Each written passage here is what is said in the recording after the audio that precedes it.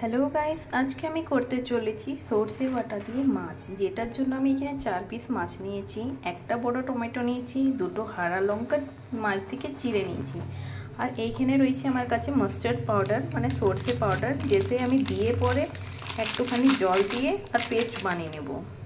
এই যে মাস্টার্ড পাউডারটা আমি নিয়েছি, এটার মধ্যে আমি একটুখানি জল দিয়ে দিব, আর জল দিয়ে তারপরে আমি এটাকে কিছু এরকমভাবে মিশিয়ে নেব।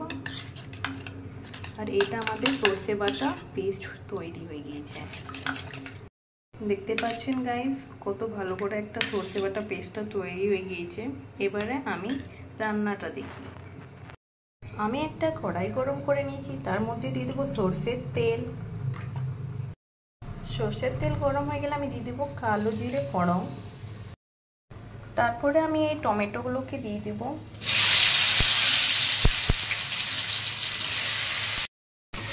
টমেটোগুলো একটু ভেজে নেব।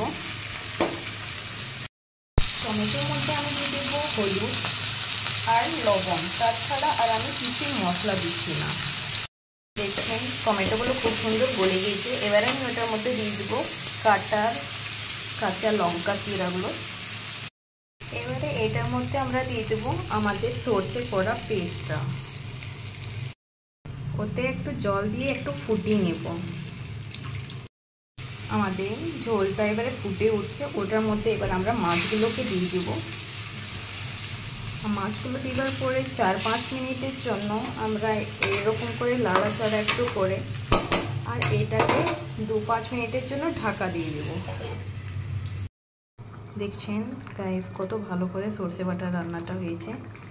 এরকম করে খুবই ভালো লাগে খেতে, আপনারা করে জানান। Thanks for watching.